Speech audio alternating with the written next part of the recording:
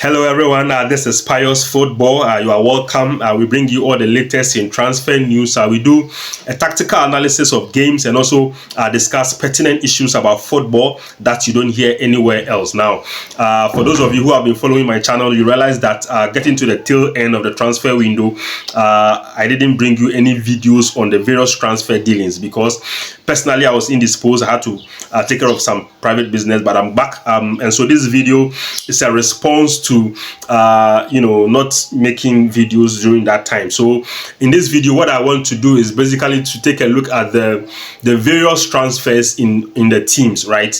In the various teams throughout the transfer window, and then the impact that the transfers are going to have on the teams for the 2024-2025 season. So I think we can start at the camp of Chelsea now.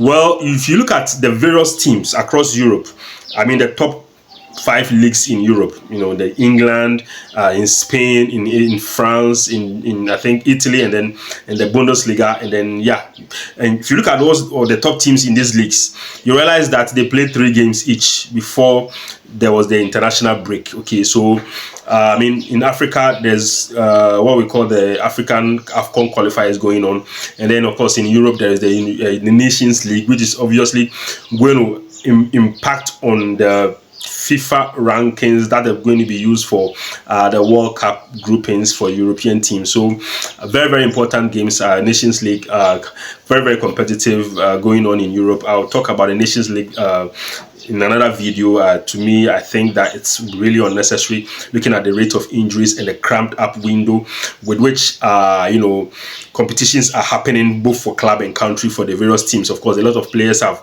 already criticized FIFA and UEFA for the cramped the cramped footballing calendar. Okay, so we'll talk about that in another video, but for now let me just start at the camp of Chelsea. Of course, Chelsea were the most active in the transfer window. Chelsea were the most active, and I can't go through all the transfers for Chelsea. I mean, they signed about 17 players in all this season.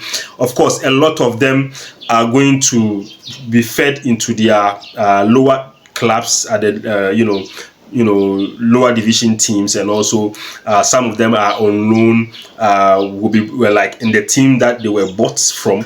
They will play on loan there, and then they will be I think when they turn 18 they will join Chelsea. Probably also will be sent on loan as well. That has been the model. If you look at Andre Santos, who was bought from I think Sao Paulo in Brazil. I mean, he was loaned to Sao Paulo when he was bought.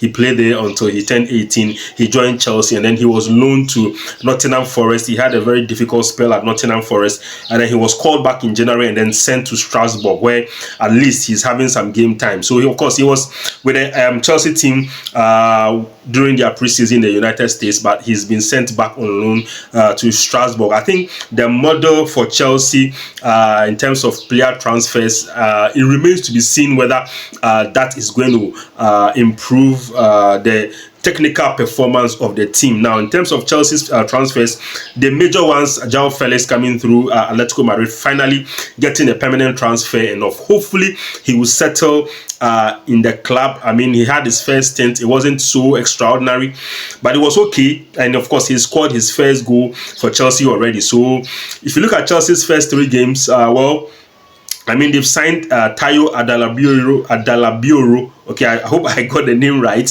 Tosin Adalabioro from Fulham, the defender, on a free agent. And of course, they brought in João Felix. I've mentioned that. And of course, notable names in this transfer period for Chelsea. I think they brought in also a player like Pedro Neto. Okay, so they brought in Pedro Neto from Wolves. Very, very important transfer for them. And of course, you look at someone like Kenan Drisbury Hall, coming through from Leicester City, very influential in the championship for Leicester City last season. And of course, also they've brought in someone like Magui coming through, €6 million transfer from Barcelona. Very, very strange transfer for Chelsea there. And then, of course, on the deadline day transfer for Chelsea, they brought in Jadon Sancho. It remains to be seen whether that is going to be a good decision or not. So let's see how that goes. So for Chelsea, if you look at it, it was pretty chaotic in the transfer window. Very, very chaotic. A lot of people are complaining whether Chelsea should be applying this sort of transfer strategy. Obviously, it's a mind coming from Todd Bowley. It's a strategy from Todd Bowley, who already owns the LA Dodgers in the United States. Now, aside the sort of commotion in the transfer window for Chelsea, there's also now a commotion at the boardroom level. Now, what do I mean by that? You know, there are rumors that there is a sort of a civil war, a takeover battle going on between Todd Bowley and Clear Lake Capital. Now, Clear Lake Capital, I think that they are an investment, holding in the United States, Clear Lake Capital, led by Begdad Egabali and one other guy whose name I don't know. But, they operate as an investment firm, basically.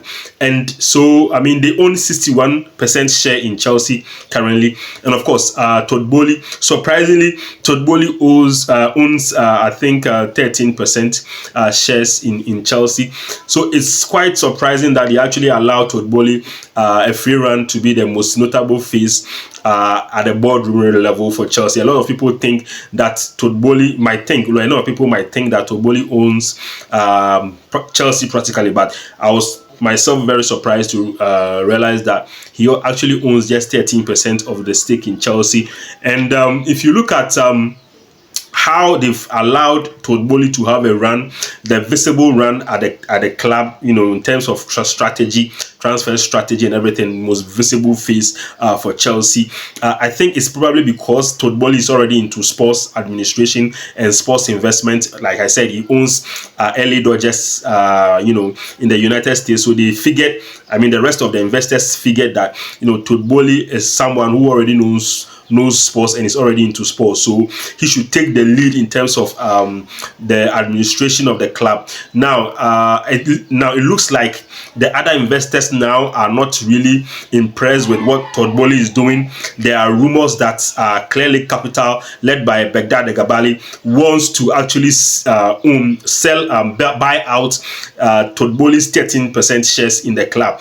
Now, the rumors also say that now Todd Bowley also has no intention of selling his shares to Clear Lake Capital, and instead has gone on the counter-attack and tried to raise £2.7 billion, which is what he believes will be enough to buy out the 61% shares owned by Clear Lake Capital. Now, if you are someone who is not a business person, this seems a bit ridiculous. Having 13% shares and then trying to buy out someone who has 61% shares. But the information I'm getting is that since Clear Lake Capital is an investment firm, and of course an investment firm who are investing their monies from hedge funds, from pension funds from the United States, pension funds, and of course hedge funds, and then probably some sort of private equity as well. So if you have all these three sources of investment, now the problem here is that the investors, the owners of these pension funds, the owners of these hedge funds, and the owners of these private equity firms, equity shares, who have invested their money in Clear Lake Capital, who then have gone on to invest their money in Chelsea, will say that, look, this is a purely business enterprise. We don't care about Chelsea. So look, if we invested the money, they agreed for this investment to go through, that is buying Chelsea, in the hope that we will get our returns, right? We want profit. The whole thing is about profit. So if Todd Bowley is ready to pay £2.7 billion to you, and we can get more than 100% profit in the investment we have made in Clear Lake Capital, then you should be open to taking the money. So although Clear Lake Capital have 61% shares, they could actually be forced by their own investors to accept Todd Bowley's 2.7 billion offer. So it is not really like saying that because clearly Capital has 61% shares, then it means that they are the ones who should own the club. Now it doesn't work that way. They are an investment firm, so they could be forced to accept Todboli's offer if they believe. I mean, the investors believe that the money is good enough on their return in terms of the investment. So basically, Chelsea need to sort out their issues in terms of the commotion going on at the boardroom level, so that at least it will project some sort of a semblance of conformity, a semblance of unity to the team, because right now there's a lot of commotion going on at the technical side of the team. So many players have been bought. Some players, Chelsea trying to ship out some players. Getting to the tail end of the transfer window, deadline day was pretty chaotic for Chelsea. They nearly almost did not sell Amando Bruja from. He went on loan at Fulham last season. He came back to Chelsea. They struggled to let him go, but now they've secured a loan move for him. So they still have some players out there. I think there is this Datro Fofana guy who they bought, I think 2 years ago, based on their policy of buying young and talented players and then reselling them when their stock are high. But this has been this is the downside of this Todboli transfer strategy, is that when you buy a player, you think that a few years from now he's going to sell at a higher return, basically for profit. It doesn't really work that way, and you realize that Fofana's fortunes have not really been that good, and so he couldn't move in this transfer window. He's stuck at Chelsea, and the rumors are that they are trying to get him off their wage bill and then take him to AEK Athens, who are showing interest. I think the Greek league is still, the transfer window for the Greek league is still open. The transfer window for the Turkish league is still open. So if you are hearing rumors about players moving still when the transfer window has closed in the top 5 leagues, well, the Greek window is still open. The Turkish window is still open. The Saudi window is still open. So players can still move around pretty much. So Datro Fofana could be offloaded to AEK Athens. So this is not an isolated case. There are so many players at Chelsea right now that they have struggled to move on. They've done well moving on some players. Now, mind you, they've also sold some very good players for some very good money. So, if you look at Matson going to Aston Villa for £35 million, it's a very good return on their investment, but you don't get much of that at Chelsea these days. So let's see how that goes, and that is basically for Chelsea. And if you look at the transfers they've brought in now, Pedro Neto would have to do enough to get into the starting lineup, because on that left wing is going to be very competitive. Mind you that Mikhailo Mudryk is already there.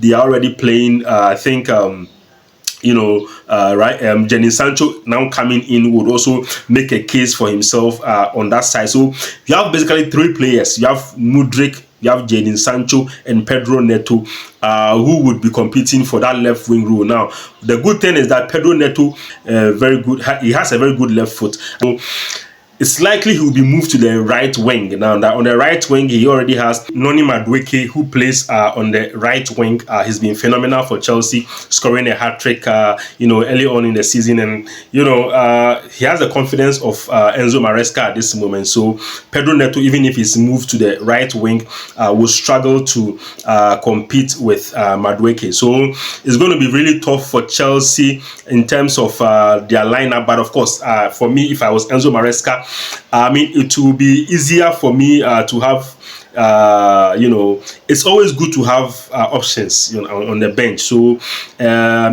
for Chelsea, let's see how it goes for them. The way they are playing now, it seems like it will take a while for the team to catch on. They are struggling a bit. they need to be consistent. I think the key point here is consistency. If you look at the way they are playing, trying to use the high line, it showed during the preseason that it's going to cause problems for them.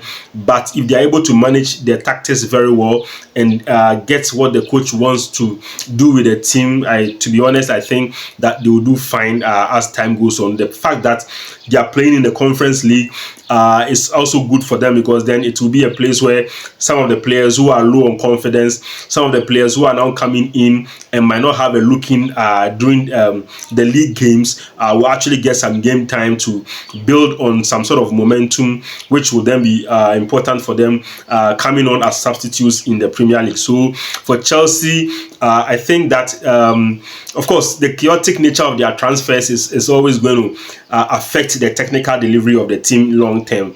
But let's see how Enzo Maresca will manage with what he has at the moment now here. So let's see how it goes for Chelsea and Enzo Maresca. At Manchester United, the story is pretty much almost the same with Chelsea. Those two clubs really struggling in the Premier League. Manchester United, the transfers and United have been very, very good this season. I think the key component here that I will highlight will be, in terms of the transfers, will be the outgoings, because it's very, very important that United get off a lot of this, we call them dead wood, off their wage bill.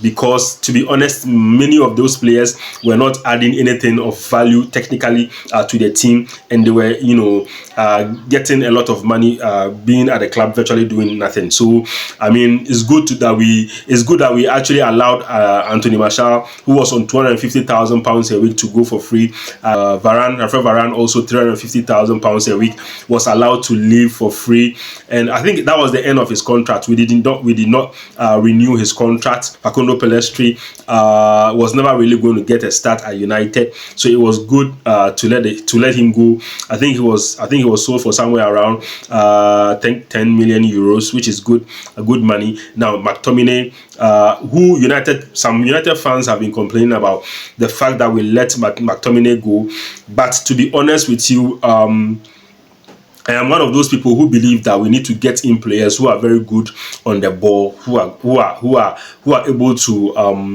maneuver their way through tight spaces. Okay, McTominay is not one of those players who does that, and so it's good that McTominay is going for 27 million euros, 27 million pounds. Okay, so that is like somewhere around 30 million euros to Napoli. So it was good money. It's good to let players leave when they are doing very well, but they don't have a future at the club, because that is how you are able to sell players. United have not been good with selling players for some time now. So I mean, I think since Cristiano Ronaldo left for 80 million, we've not really had any major sale that much. Jadon Sancho, for example, leaving on deadline day to Chelsea on loan, plus an obligation to buy for 25 million pounds plus 5 million in add-ons. So basically 30 million pounds. To be honest with you, if Jadon Sancho was on his A game and we're still selling him, we could have at least gotten 50 million for him. So I mean, United have not been lucky with those sort of transfers.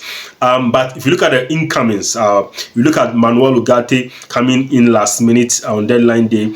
And then, of course, we bought him before deadline day, but of course, he was registered on deadline day. So it was a good move for United, because we've said consistently that Casemiro is unable to play the system that Ten Hag is currently playing now. Now, I'll come to the system very soon now. But if you look at the other transfers, Matthijs de Ligt coming through from Bayern Munich, also very good.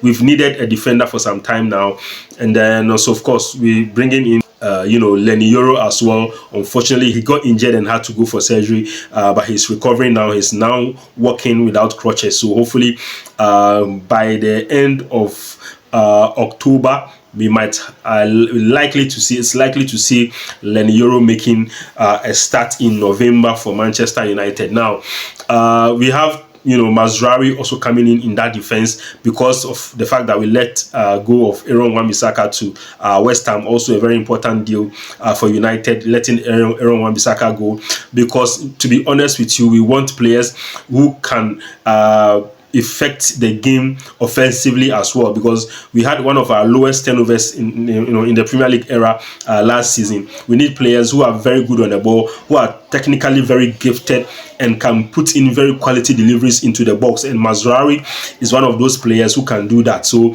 if he can manage to stay fit, Mazraoui and Diogo Dalot as right back, to me is a massive improvement on the team. Now of course, so Mazraoui coming in also to add to more stock value in the defense of Manchester United is also a very good transfer. So if you look at the transfers we've made, also Joshua Zirkzee coming in as a striker. I wouldn't have brought in Zirkzee.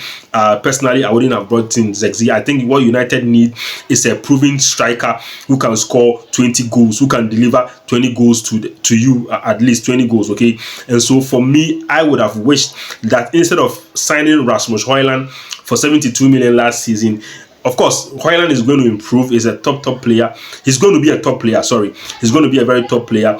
But if you are spending 72 million pounds on a probability, okay, and then you are spending 36 million euros, which is like somewhere around 32 million pounds on another young striker. So we have two young strikers now. We have Zirkzee and Højlund, which is good, but they are not going to guarantee you 20 goals in the Premier League, okay? But that is what we need at this moment in time. So I thought it would have been better to use that money on Victor Osimhen, but let's see where he doesn't really fit into the transfer strategy of the Ineos administration, who are looking for young players who have a high resellable value. Now that is very important now, because the younger the player, the more likely that if you are selling the player, you get more money for the player. So of course, you're not buying players to sell, but just in case you need to sell, you need to buy players that you can actually sell if they don't if it doesn't work out for them at Manchester United. So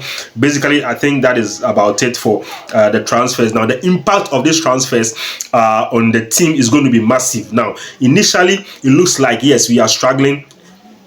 Ten Hag's strategy in terms of playing, advancing the ball, has changed from last season. Now, if you look at how we are playing now, you realize that he has instructed our right backs, our laterals, okay, the 2 and 3, to advance very high when we are attacking. But that has been the problem with United this season.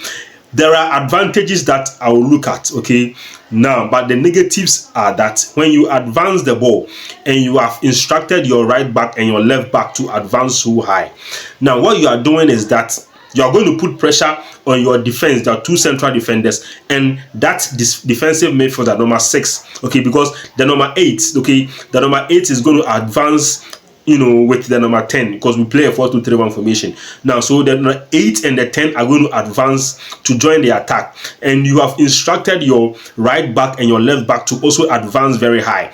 And anytime you do that, if you look at the graphics now, the first goal we considered against Liverpool, you realize that Mazraoui was so advanced, okay? So the moment we lost the ball, Casemiro played a pass, because we were doing a transition. Now, once the transition didn't work because Casemiro misplaced his pass, then you realize that now it became a 4-on-3, okay? We became a 4-on-3 because now Mazraoui was so advanced, he couldn't recover. Now, Luis Diaz, who was at the side, or who was playing as a left winger on that side, and so was supposed to have been marked by Mazraoui, was free, to make a run. And of course, he had this free header on goal to score that first goal that we considered against Liverpool. So the thing happens, it's been happening for some time now this season. If you look at the goals we've conceded, even again in the same game, I think against the run of play, when Kobe Menu was pushed over by Ryan Gravenberch, who disposed him, he took the ball. Now, as soon as he took the ball, you realize it became a 4-on-2. It became a 4-on-2 because now we have instructed our laterals to also move in. Okay, so not only are our right backs and left backs advancing very high, they are also instructed to move into midfield to try and and overload that midfield. Okay, that's the whole point of what Ten Hag was trying to do, to overload the midfield with the fullbacks. But it doesn't work, because now what happens is that we are misplacing passes in that middle of the park. And as soon as you do that, when you lose possession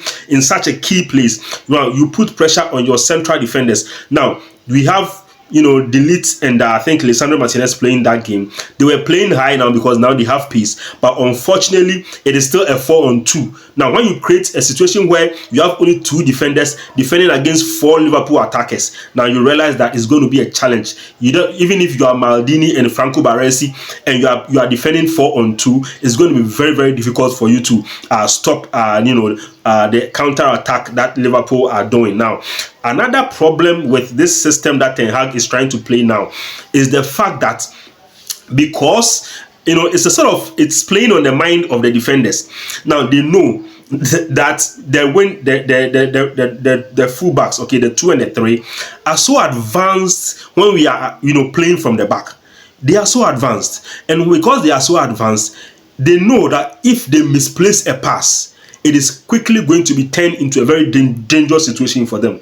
So it sort of plays on their mind. And once you know that, if you misplace a pass, it's going to affect the run of play, now you are too careful to play a pass. And when you are too careful, you make mistakes. And that is exactly what is happening. And of course, the opponent teams know this very well. And that is why Ancelotti actually said that because he has very quick midfielders, he made sure to allow Mohamed Salah and Luis Diaz to play high, because he knows that there might be a mistake. Okay, so they anticipate that United will make a mistake, and so they are playing very high. And he has 3 midfielders who are very fast, and so once we make that mistake, they are going to be very quick on the transition and turn a very harmless situation into a very dangerous situation very, very fast. And of course, if you are not lucky, you are going to concede. So basically, that is what the negatives are about United. Also, Ten Hag during the international break would have to be doing something to make sure that these things don't happen. Now the good side, the positive side of this new Ten Hag system that I can only talk about is the fact that we are creating more XG, okay, expected goals. We are creating more chances because of the fact that we are very attacking minded now. We are moving our fullbacks to join the attack. We are creating more chances. Now, the problem is that we are not converting those chances into goals. So that is basically the disadvantage of this system. That although we are creating chances, we are not able to convert those chances. And of course, then we are leaving our midfield and defense open to very quick transitions from the opposing team. So Ten Hag would have to look at the system very well. I, for one, I feel like he should be a bit more cautious in approach in terms of advancing the fullbacks, okay? Because that has been our key issue here. If we can sort that issue of that, advancing fullbacks when we are playing from the back. The fullbacks are too advanced when we are playing from. They are too advanced. Let them stay, somewhere at the back a bit, just a little bit closer to the center line, and then let them observe the game before they can move or come back. Leave the movements of going and coming to the decision of the player.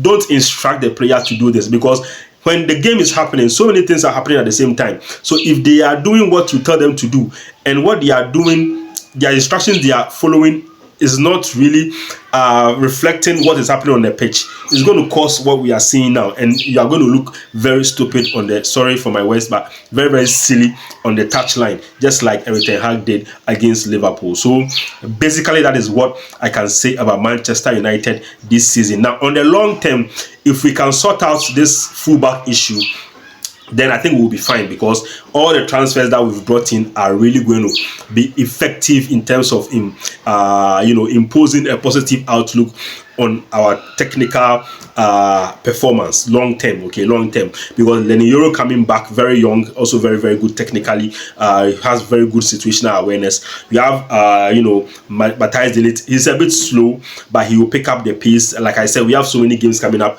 Europa League games coming up, Carabao Cup games coming up. He's going to build that momentum, he's going to build that match fitness, and by the time we get to November, I'm telling you, if United can sort out this issue of two advanced fullback tactical switch that we've done this season, we are going to be fine. This season we are going to be very good. But Ten Hag needs to show that he's capable of managing Manchester United. If this season he is not able to do that, then I'm sorry to say next season he's going. And a lot of people are already sounding out Thomas Tuchel. Now, he was interviewed in the summer, but there were a bit of differences in opinion as to where the team should be going and how they should get there. And so that is basically how Ten Hag still got a job, even though Thomas Tuchel was interviewed. So let's see, maybe by next year, Tuchel would reach some sort of agreement with the team.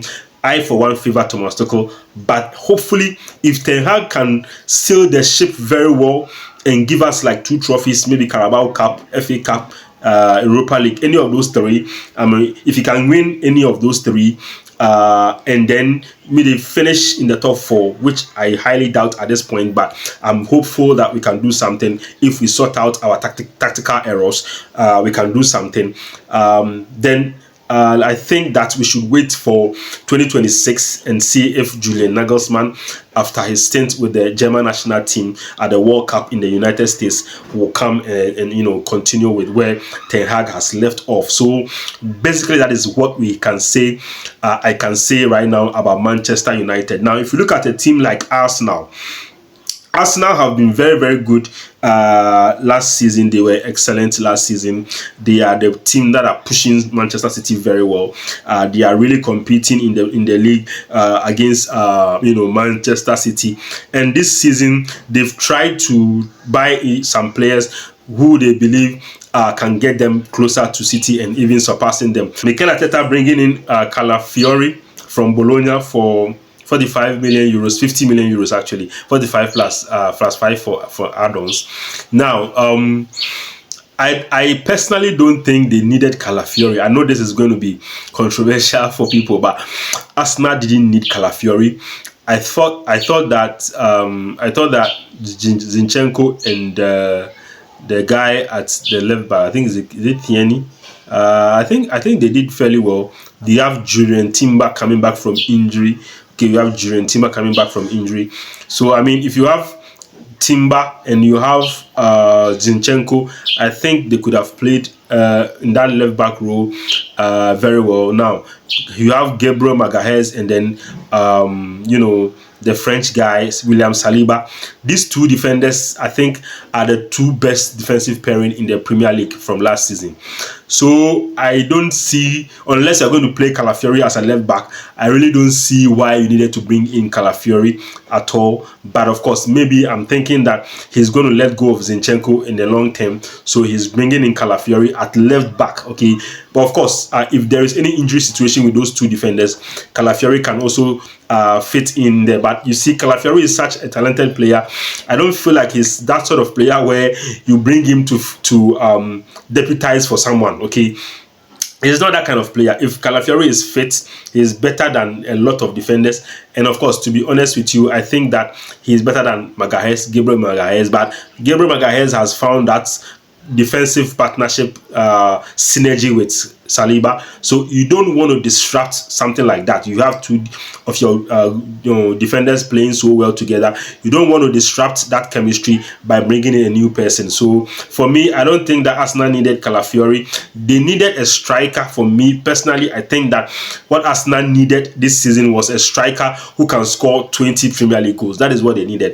If they could have brought in Osimhen, if they had brought in Osimhen, I think it would have solved that backlog of that backlog from that they have last season in terms of catching up to Manchester City. So if you look at the transfers, Mikel Merino coming through, also a defensive midfielder. Do they need a defensive midfielder? I don't know. I don't think so. You have Jorginho, you have Declan Rice, you have Thomas Partey. Of course, I mean, Jorginho and Partey are a bit injury prone, and Partey has not really been there for a lot of times for them, Arsenal, I mean, last season. But, I mean, if Partey is fit and he's playing, and you have Declan Rice playing, honestly, you didn't need to bring in Mikel Merino. So, to be honest with you, I don't see the point of signing Merino. But I mean, they let go of Vieira from Porto. Mind you, Vieira came in from Porto. They've sent him back on loan, so it looks like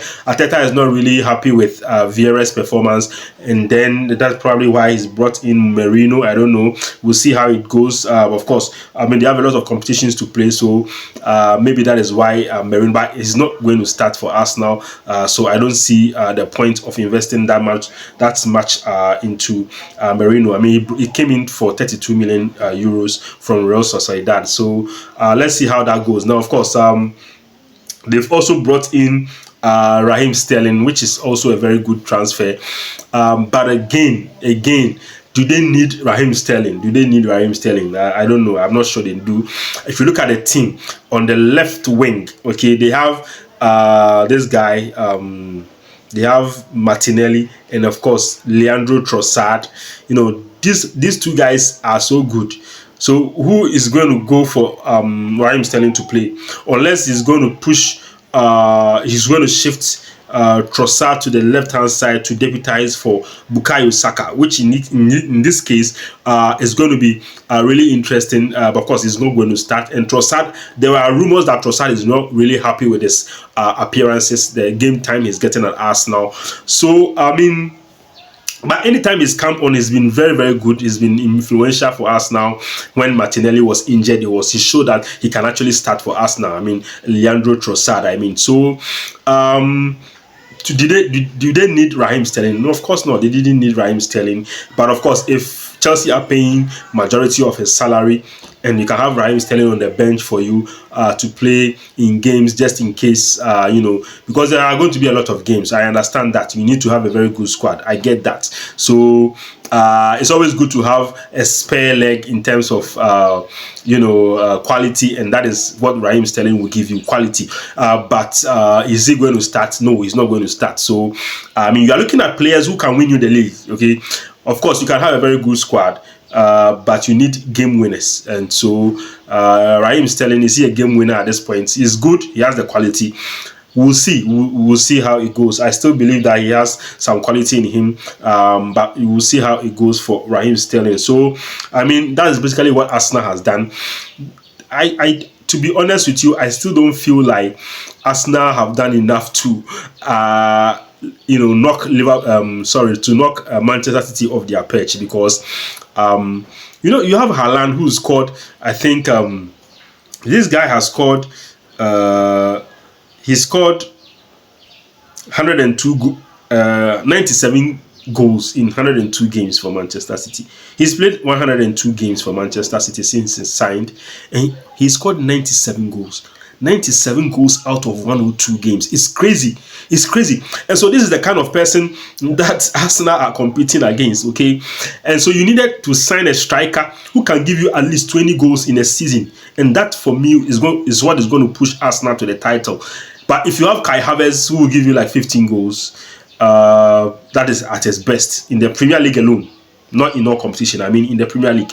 15 goals. Can he score 15 goals for you? It's possible, but he's not a striker. He's just one of those very good number 10s who has been converted into a false 9, and he happens to be very good at it.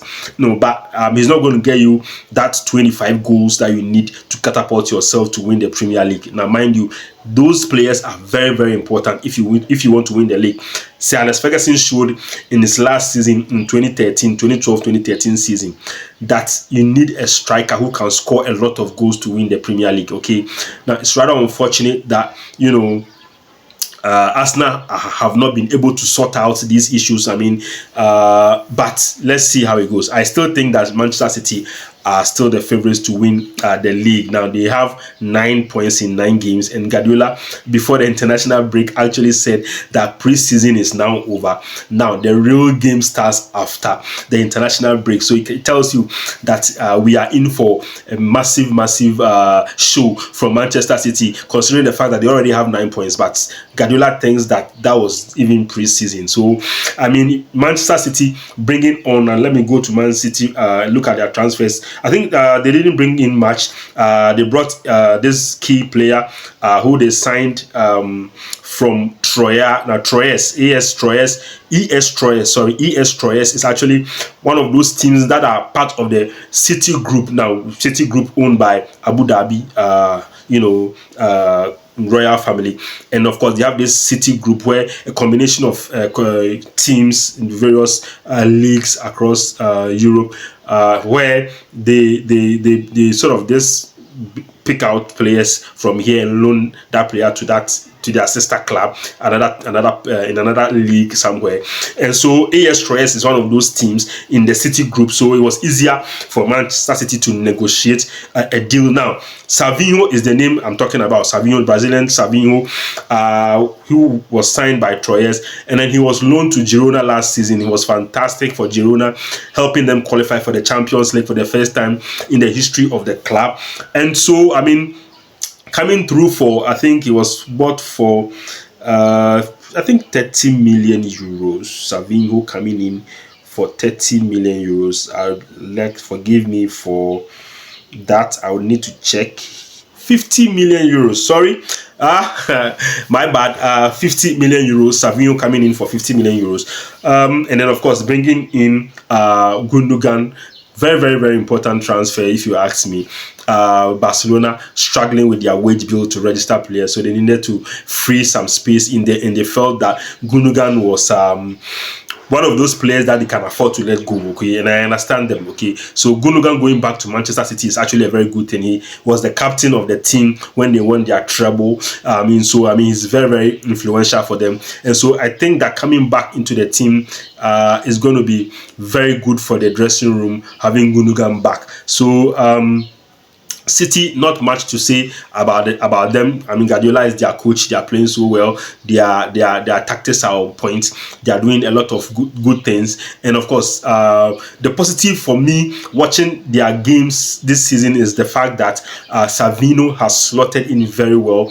I mean, he was brought in to be a Mahrez replacement. They never really replaced Riyad Mahrez last season. So, I mean, bringing in Savinho this season is actually a very good thing. And he's doing so well. Actually, Mahrez actually tweeted about Savinho's performance for City, in the league. So it shows you the impact that he's already having. So massive impact for the transfers at Manchester City. Gundogan, like I said, his off the pitch influence on the dressing room is actually very, very high. And of course, that you cannot overestimate those things in a team, especially when you want to win the big trophies, and they are used to winning the league, but they now want to win the Champions League. And of course, who to bring back than the man who captained them to win their first ever Champions League trophy. So basically, that is at Manchester City. Not much to say. They are still the favourites to win the Premier League for me. And of course, mind you, that the Jack Grealish is actually now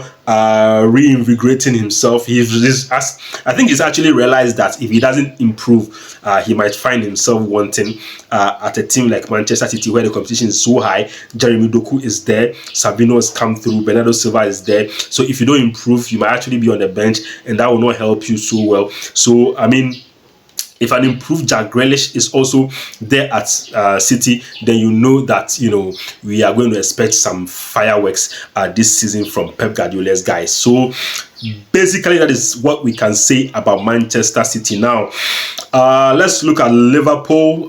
Liverpool also not much to say at Liverpool, except for the fact that Jurgen Klopp left a very good team. Okay, one of the things I have said, and I told my brother this when we were discussing the Premier League some time ago. I told him that, look, Jurgen Klopp should be highly applauded. He should be applauded for the way in which he left Liverpool. Okay, he left Liverpool with a very good legacy of quality players who are at the top of their game. And so Ancelotti coming in, he looked at the team, he looked at the way he wants to play, not really much difference, except for I'll talk about the tactics, in variation of tactics between the two coaches very soon. But if you look at Ancelotti looking at the team, he's realized, look, I don't need to buy any players. No, the players there are good enough. A lot of people have said, are the players at Liverpool good enough to win the Premier League? Of course they are. Now, one of the things that, now let me just get on with the tactics. One of the things that Liverpool Anslot has done this season, that will, for me, tells me that they are ready to win the Premier League, is the fact that they are playing Diogo Jota exactly where he needs to be playing, and that is as a striker. Okay, Diogo Jota is one of those players who he's not a winger. I have always consistently said this, that I never really understand why Jurgen Klopp always prefer to play Diogo Jota on the wing as a left winger. Diogo Jota is a striker. Play him in a number 9 and he will give you 20 Premier League goals. I tell you, and I said this on a WhatsApp platform, a football WhatsApp platform that I am in. I said this, that look, if you play Diogo Jota as a number 9, he can give you 20 Premier League goals. Okay, so I am really happy that he's playing Diogo Jota there. Darwin Núñez is never really going to get on. For me, he's one of those players. When he was signing, I watched his game at Benfica and I thought he was too rash. His first touch was bad. He has the frame of a striker, but to me, honestly, he just missed too many chances, okay? And so coming in at Liverpool in his first season, you could see Jurgen Klopp was trying, and part of the failure for Jurgen Klopp in his last season, why Jurgen Klopp was trophyless in his last season, was the fact that he persistently tried to do something that doesn't work, which is play Darwin Núñez as a number 9 and expect him to score. Darwin Núñez is a flop at Liverpool. He's a complete flop. I know that Liverpool fans will not agree with me, but Darwin Núñez is a flop. He's an 80 million flop, okay? And Liverpool have to come to terms with the fact that he's just not good enough to play for Liverpool, at least not as a starter, okay? Now, Diogo Jota coming through is actually a better alternative at the number 9 position. And so now you have Luis Diaz, who is on top of his game. You have Mohamed Salah, who is aging like fine wine. And then you have Diogo Jota in that number 9, Liverpool are going to do wonders. Now, why am I saying that Jurgen Klopp has left a good legacy? Because look at the midfield of Liverpool. You have McAllister. He brought in Dominic Szoboszlai, massive talent. This guy, you have Gravenberch coming through, very good player. And so if you look at these 3 players, Ryan Gravenberch, to me, honestly, a lot of teams in Europe actually missed this talent because he had a stint with Bayern and he didn't do well. For some reason, he just didn't fit in that Bayern team, which is quite surprising to me. If you look at the kind of football they play, very similar to the Ajax system. But Gravenberch joining Bayern Munich, I thought was going to be a slam dunk for the kid to actually mature and advance, but he struggled so much, and he left, I think, that radar on Gravenberch because he was poached by a lot of teams when he was at Ajax. But when he went to Bayern Munich and he had a very difficult start, and then he never really got on in terms of form and performance. A lot of the teams actually switched off him, and I think that is how Liverpool got this guy so free, so cheaply, because Gravenberch is a top talent. I mean, I remember back in the day when I was watching this guy playing as 18-year-old, 17-year-old, making his debut for Ajax. I said that this is the next Paul Pogba, okay? Of course, they are very different in mobile. If you look at the physique, if you look at the ball control, if you look at the ability to make those long passes, he's so good with that. He has that strength in midfield. You see what he did to Kobe Menu in a game against Manchester United. So Gravenberch is one of those players who I think Liverpool have signed on a cheap, massive talent. So if you have Gravenberch, you have McAllister, and you have Dominic Szoboszlai in your midfield, and you have those 3 attackers, Luis Diaz, you have Jota and Salah. Look, this team can win the Premier League. And Anslot has shown that he's actually a very good coach in the fact that he's employed some very smart tactics. He's not really changed much from what Liverpool are doing, except this time around. What he's done is to tell the players, calm down, don't be too quick to play the ball forward, don't be too quick to play in those long passes. Just play the ball around the midfield, have a feel of the game, enjoy yourself, and then advance the ball if you feel there is space to advance the ball. That's basically what he's done, and it's been a massive success so far for Liverpool. So to me, Liverpool are the team that can also challenge for the trophy. So this season is going to be very competitive. It's going to be more difficult for City to win the Premier League because of course Liverpool's Ancelotti is going to join Arsenal in trying to unseat, Pep Guardiola. So it's going to be exciting in the Premier League this season. Basically, that is what I can say so far for all the teams. Now, Liverpool definitely going to be in the top four. Liverpool, the way they are playing, the way Ancelotti has, come in so nicely with his amazing tactics. A lot of us are now wishing maybe we got the wrong Dutch manager. But Ancelotti has shown that he's capable of doing the job. First 3 games, massive, numbers, statistics tell that he's actually at the top of his game right now. So, it's going to be very competitive for the Premier League teams this season, and we are all going to enjoy it. So, let's see how it goes.